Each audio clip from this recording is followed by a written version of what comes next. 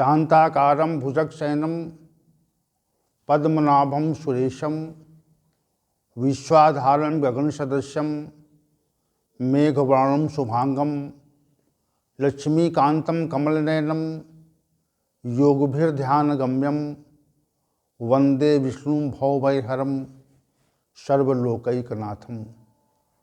वसुदेवसुतं देवं कंसचाणूरमर्दनं देवकी परमानंदम श्रीकृष्णं वंदे जगद्गुरुं श्रीकृष्णं वंदे जगद्गुरुं। कृष्णाय वासुदेवाय हरे परमात्मने प्रणतक्लेशनाशाय गोविंदाय नमो नमः गोविंदाय नमो नमः।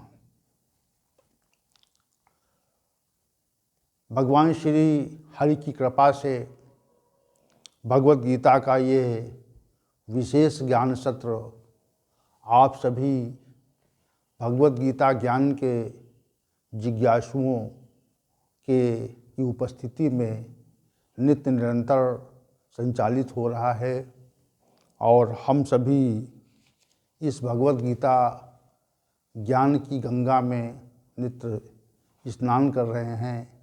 ये हमारा परम सौभाग्य है।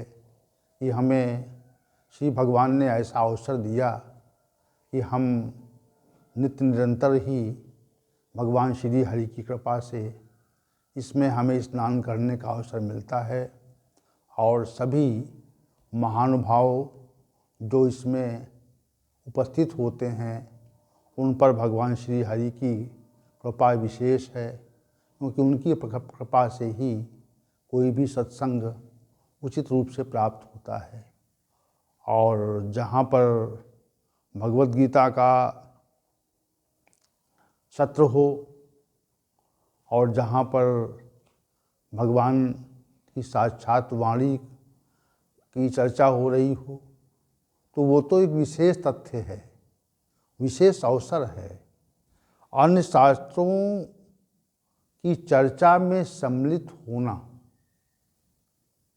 मनुष्य जीवन के लिए लाभकारी है। कोई सत्संग हो किसी प्रकार का हो तो जब होता है तो उसमें हमारा सम्मिलित होना ये विशेष बात है और हम सम्मिलित होते हैं।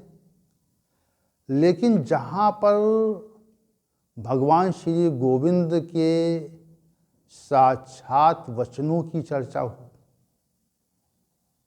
तो वो चर्चा विशेष हो जाती है, चर्चा विशेष हो जाती है, क्योंकि वहाँ पर भगवान श्री गोविंद के वाणी का व्याख्यान होता है। तो अन्य शास्त्रों के अवलंबन की आवश्यकता समाप्त हो जाती है। क्यों? क्योंकि गीता सर्वशास्त्रमयी है। गीता को कहा गया है सर्वशास्त्रमयी गीता। जितने प्रकार के शास्त्र इस संसार में हैं उन समग्र शास्त्रों का जो निचोड़ है, उन समग्र शास्त्रों का जो निचोड़ है वह भगवद गीता में समाहित कर दिया गया है। इसलिए जैसे समस्त तीर्थों का जो समावेश है वह प्रयागराज में है, समस्त तीर्थों का जो समावेश है वो प्रयागराज में है। तो प्रयागराज में स्नान कर लेने से हमें समस्त तीर्थों के स्नान का लाभ मिल जाता है।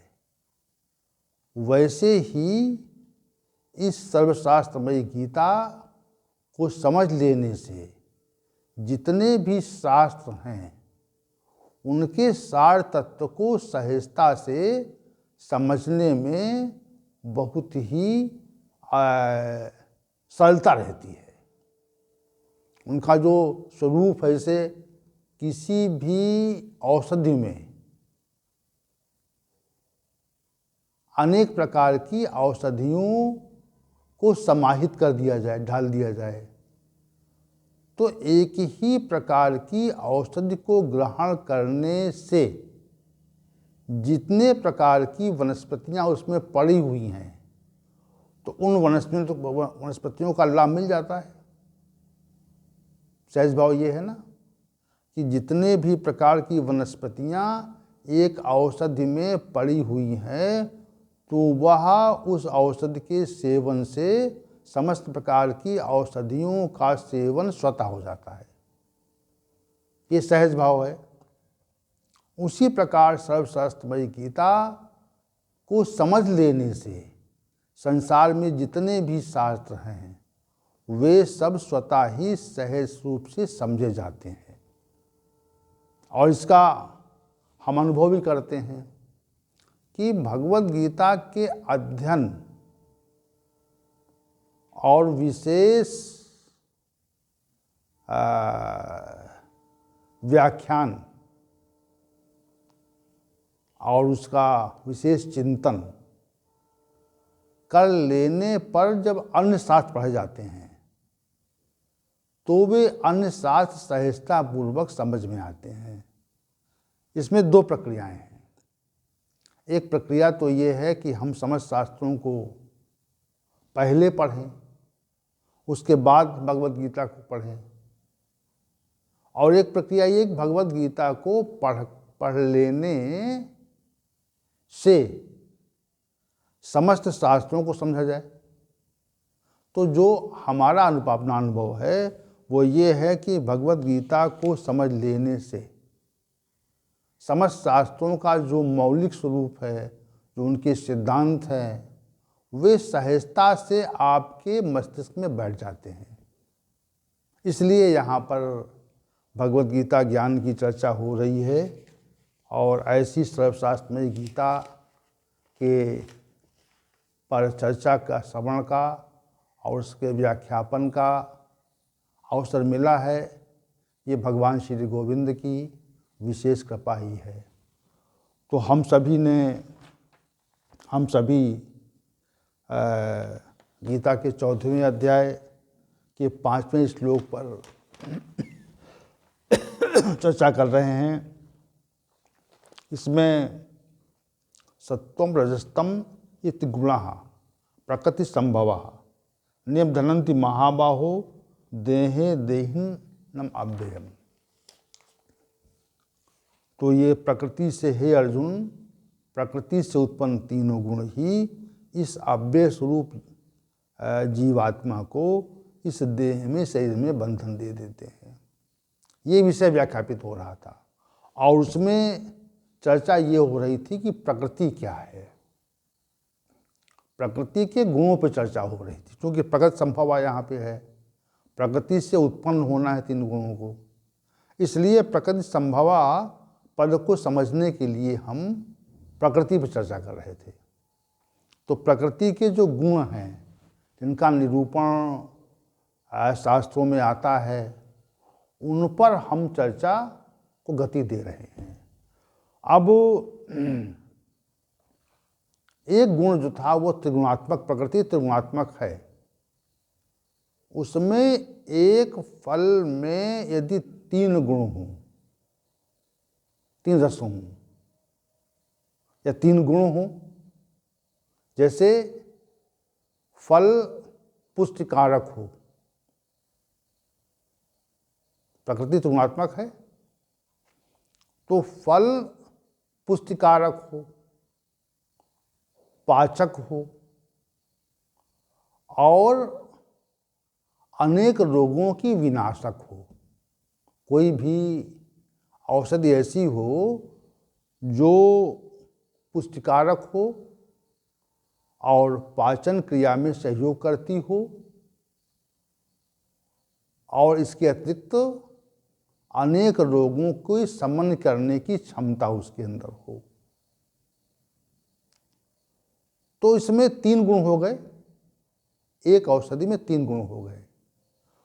उसी प्रकार ये जो प्रकृति है ये त्रिगुणात्मक है। इस विषय की चर्चा कल के सत्र में हुई थी। आज के सत्र में तो इसका दूसरा गुण है जिसे कहते हैं प्रकृति अव्यक्त है। प्रकृति अव्यक्त है, व्यक्त नहीं है। इस पे चर्चा करते हैं। जैसे परमात्मा व्यक्त है, परमात्मा हमको प्रतीत नहीं होता, परमात्मा हमको प्रतीत नहीं होता, परंतु उसका जो कार्य है, प्रकृति का परमात्मा को जो कार्य है, परमात्मा की जो सत्ता है, वह यहाँ पर परिलक्षित होती है। सूर्य का समय से निकलना, चंद्रमा का समय से उदय होना, प्रकृति का परिवर्तित हो जाना और जीवों का जन्म ग्रहण करना, उनको धीरे धीरे क्षय की प्रक्रिया में डालकर और उनको मृत्यु की ओर ले जाना, तो ये सब जो व्यवस्था है, जैसे कोई सत्ता व्यवस्था कर रही है, कोई सत्ता व्यवस्था कर रही है, तो वो सत्ता हमको प्रतीत नहीं होती, व्यक्त नहीं है। जैसे इस संसार में किसी भी राष्ट्र के संचालन के लिए एक व्यवस्था बनाई जाती है, एक संवैधानिक व्यवस्था होती है। राष्ट्रपति है, प्रधानमंत्री है, राजा है, मंत्री हैं। तो जो शासक वर्ग है और जो उनके निचले स्तर पर कर्मचारी हैं, अधिकारी हैं या न्यायपालिका है, तो वह सब प्रतीत होता है, वह संपूर्ण व्यवस्था प्रतीत होती है। परंतु जो परमात्मा है वह प्रतीत नहीं होता, विशेष बात है, परमात्मा प्रतीत नहीं होता। संसार के में जो शासक वर्ग है, जो शासन की व्यवस्था को संचालित करते हैं, वे समस्त शासक वर्ग प्रतीत होते हैं, परंतु इस संसार की समग्र व्यवस्था करने वाला जो एक शासक है, वह हमको प्रतीत नहीं होता। तो संसार की जो व्यवस्था है वह अव्यक्त है, और जो संसार की जो व्यवस्था है वह अव्यक्त है, और ब्रह्मांड की जो व्यवस्था है, संसार की जो व्यवस्था है वो व्यक्त है। इसको क्षमा कीजिएगा आप। संसार में विभिन्न राष्ट्रों की जो व्यवस्था है, संचालन व्यवस्था है, वह व्यक्त है, परंतु इस ब्रह्मांड की जो व्यवस्था है, जो उसका व्यवस्थापक है, वह अव्यक्त है, वह हमको प्रतीत नहीं होता। विशेष बात है ये, वह हमको प्रतीत नहीं होता। संसार की में जो संचालन व्यवस्था है, शासक वर्ग है, वह प्रतीत होता है। ब्रह्मांड का जो संचालन करता है वह प्रतीत नहीं होता। तो उस सत्ता का प्रकट न होना, ये कहा जाता है कि वह अव्यक्त है। उसी प्रकार शास्त्रों ने ये बताया कि ये जो त्रिगुणात्मक प्रकृति है यह अव्यक्त है। सत्ता उसकी है, सत्ता होने के कारण ही तो कार्य दिख रहा है। ब्रह्मांड का जो कार्य दिख रहा है वह सत्ता होने के कारण दिख रहा है।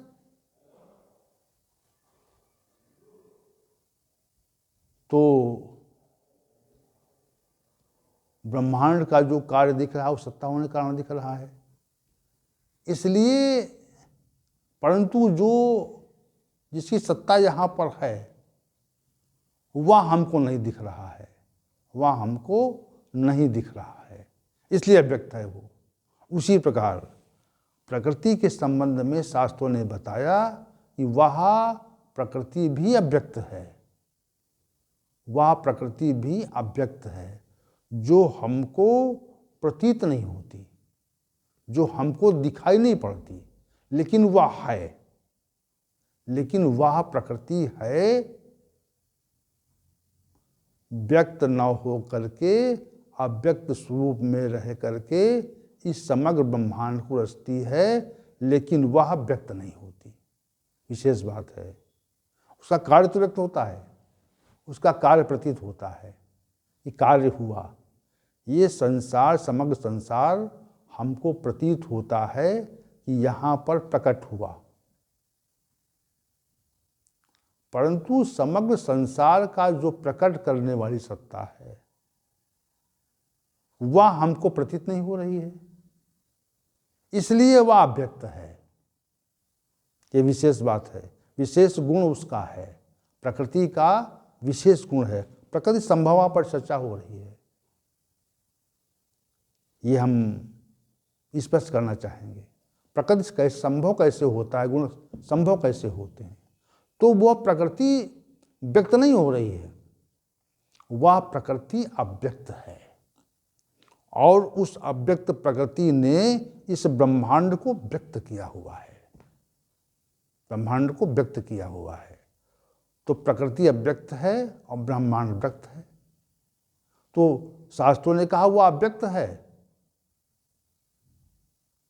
अपने कार्य को प्रकट करती है, लेकिन स्वयं वो अव्यक्त है, वह प्रतीत नहीं होती, दिखाई नहीं पड़ती।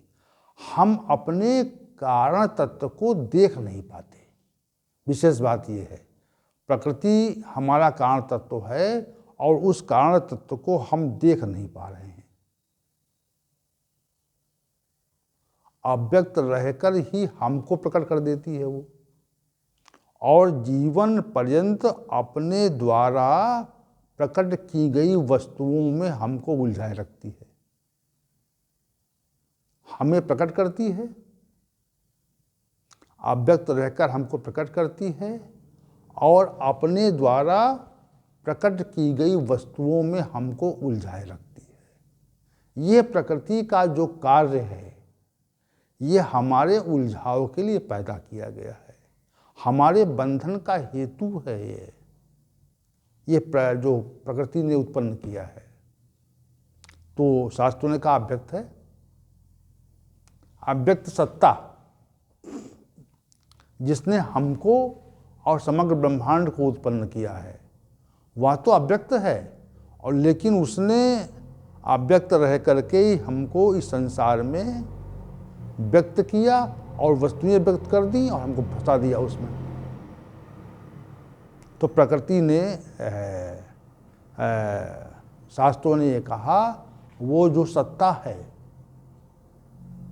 जिसने हम सभी को व्यक्त किया है, वह मूल जो प्रकृति है वह अव्यक्त है। दूसरा गुण हो गया, एक गुण था कि वह त्रिगुणात्मक है, दूसरा गुण उसका है अव्यक्त है। वह क्या है? अव्यक्त है। तो ये शास्त्रों के माध्यम से हमें दो गुण मालूम हुए प्रकृति के। तीसरा गुण क्या है? तीसरा गुण नित्य है। प्रकृति क्या है? नित्य है, अनित्य नहीं है। जैसे हम सभी इस संसार में आते हैं, जन्म के साथ प्रकट होते हैं और मृत्यु के पश्चात विलुप्त हो जाते हैं। ठीक है? तो प्रकट होने का गुण और विलीन होने का गुण ये हमारे शरीर से बंधा हुआ है, बना हुआ है ना। प्रकट होने का गुण और विलीन होने का गुण, इसी गुण को अनित्यता कहते हैं।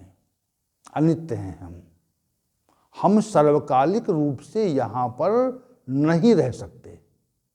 हमारी सत्ता जो है वो सर्वकालिक नहीं है। हमारा जो प्रकट होना है वह कुछ काल तक है। कुछ काल तक हम प्रकट रह करके यहाँ से विलुप्त हो जाते हैं और गायब हो जाते हैं। तो हम नित्य नहीं है, इसी को अनित्य कहा जाता है। क्या कहा जाता है? इसी को हम अनित्य कहते हैं। अनित्य हैं हम। लेकिन वह जो सत्ता जिसने ये समग्र ब्रह्मांड को प्रकट किया है वह नित्य है, वह नित्य है। नित्य रह करके ही इस समग्र ब्रह्मांड को वो बनाती है, प्रकट करती है, वह नित्य है। तो तीसरा गुण नित्य वाला है। जब सृष्टि आरंभ होती है और जब सृष्टि चलती है, स्थिति होती है उसकी, और जब सृष्टि का अवसान हो जाता है, प्रलय हो जाता है, तो तीनों स्थितियों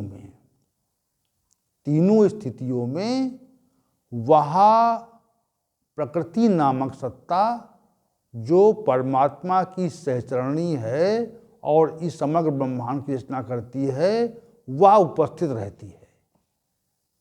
इसी को नित्य मानना है। ये जो प्रकृति का तीसरा गुण है नित्य, यह प्रकृति का तीसरा गुण नित्य है, वह इससे संबंध रखता है कि नित्य है, कभी वो विलुप्त नहीं होती, हमें प्रतीत नहीं होती, त्रिगुणात्मक है, हमको प्रतीत नहीं होती और वह नित्य रहती है। उसकी सत्ता का अभाव नहीं होता, उसकी सत्ता का सदैव भाव रहता है। श्री भगवान कह रहे हैं, श्री भगवान के कथन में जो ये प्रकृति का जो गुण यहाँ पे आया है, वह उसकी सत्ता का अभाव नहीं होता। ये तथ्य यहाँ प्रकट होता है, सत्ता कभी उसकी सदैव भाव में रहती है उसकी।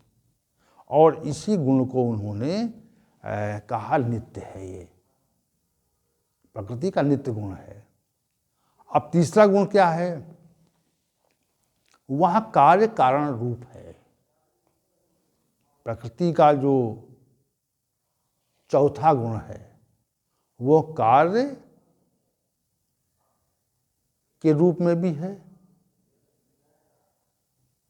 और वह कारण के रूप में भी है।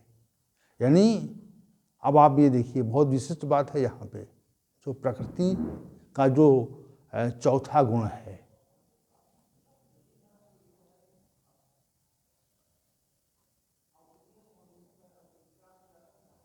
कार्य है और कारण के स्वरूप में है।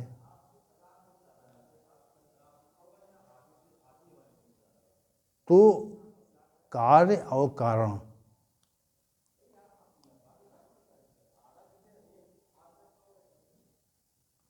कार्य और कारण रूप, तो कार्य और कारण रूप यानी प्रकृति कार्य में भी परिवर्तित हो जाती है और कारण के रूप में भी वह है।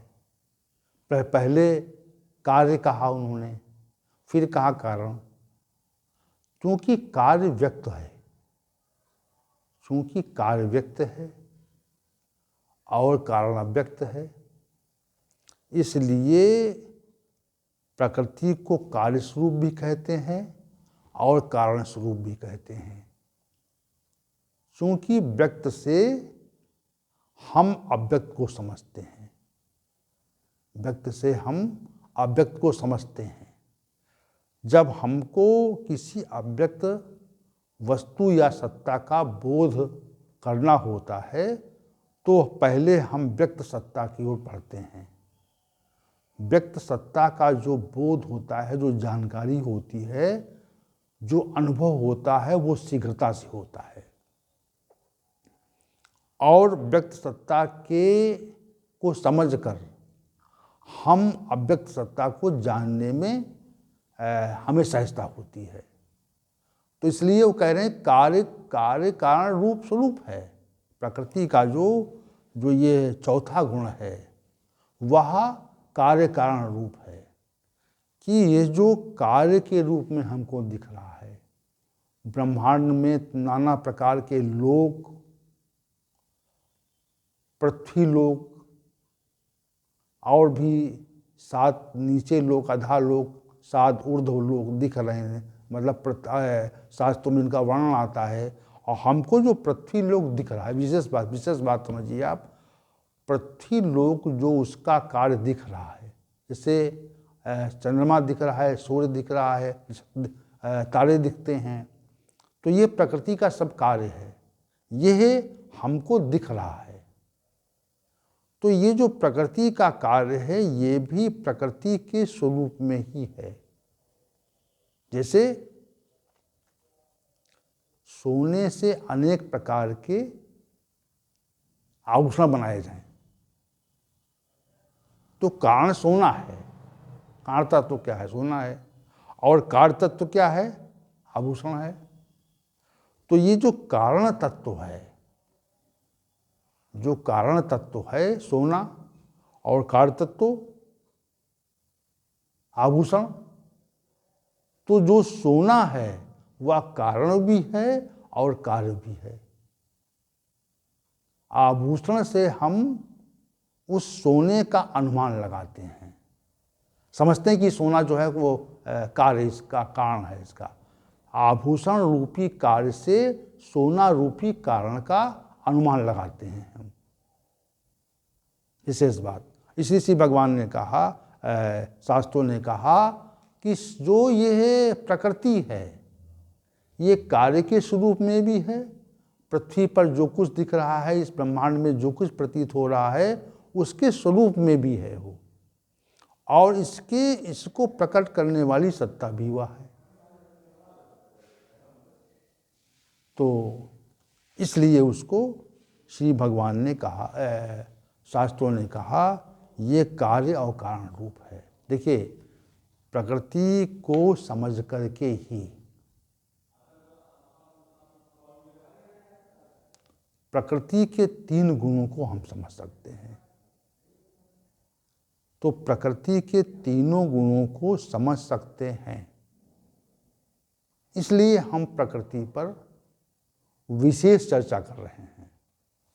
हम चाहते हैं प्रकृति को समझें पहले आप, उसी के पश्चात आप प्रकृति से उत्पन्न तीनों गुण समझ सकते हैं। जब तक आप प्रकृति को समझेंगे नहीं तब तक प्रकृति से उत्पन्न तीनों गुणों को समझने में आपको सहजता नहीं होगी।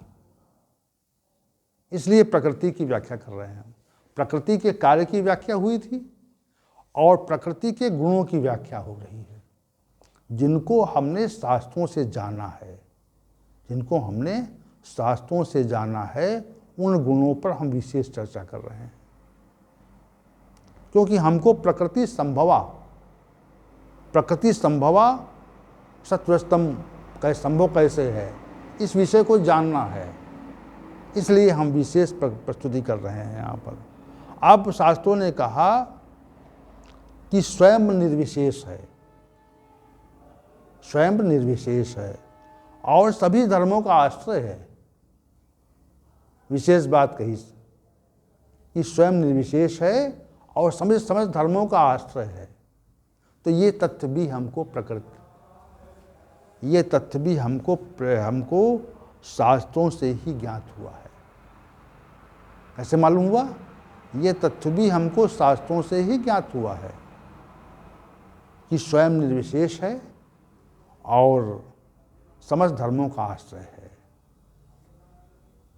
तो हम ये जो इसका विशेष गुण है, अंतिम गुण है, इस पर चर्चा हम कल करेंगे, क्योंकि आज के सत्र का समापन हो चुका है और समाप्त करने की ओर हम बढ़ रहे हैं।